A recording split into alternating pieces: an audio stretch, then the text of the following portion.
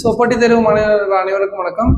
So இன்னைக்கு நம்ம பார்க்க போகிற இந்த ஷார்ட்ஸில் Viksit Bharat guaranteed for Rozgar and Ajeevika mission act. புதுசாக ஒரு வார்த்தைகள் இருக்குன்னு பயந்துடாதீங்க. இது இப்போ நம்ம பார்லிமெண்ட்டில் கொண்டு வந்த ஒரு ஆக்ட்.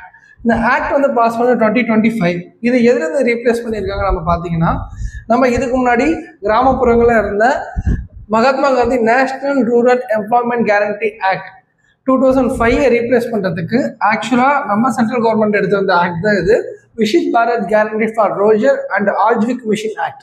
ஸோ இதால் என்ன சார் நம்ம யூஸ் அப்படின்னு பார்த்தீங்கன்னா, ஒரு சில அப்டேஷன் பண்ணி நமக்கு கொடுத்துருக்காங்க. ஸோ இதை 100 days ஒர்க்கிங் டேவாக இருந்ததை 125 days இன்க்ரீஸ் பண்ணியிருக்காங்க. அண்ட் சேலரிஸும் பர் ஹார்ட்ஸ் வந்து இன்க்ரீஸ் பண்ணியிருக்காங்க. ஸோ இதோட எய்ம் நம்ம எதுக்கு நம்ம இதை இனிஷியேட்டிவ் எடுக்கிறோன்னா, ஸோ ஃபர்ஸ்ட் வந்து generating income and security for the people who live in the rural area.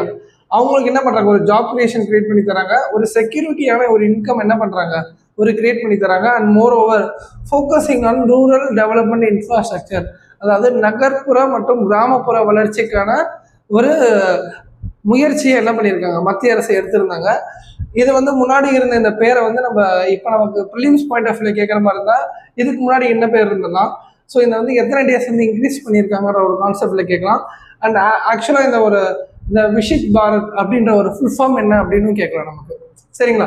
So இதோட இன்னொரு இனிஷியேட்டிவ்னா, இதுக்கு முன்னாடி வந்து பார்த்தீங்கன்னா இந்தியாவில் வந்து பார்த்தீங்கன்னா உங்களுக்கு நல்லாவே தெரியும், அதிக எண்ணிக்கையில் கிராமங்கள் இருக்கக்கூடியது இந்தியாவை மட்டும்தான். ஏன்னா கிராமங்கள் தான் இந்தியாவின் முதுகெலும்புன்னு நம்ம அது தேசத்தந்தை மகாத்மா காந்தியே சொல்லியிருக்காரு.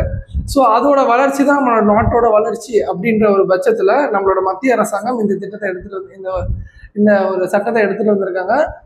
நன்றி.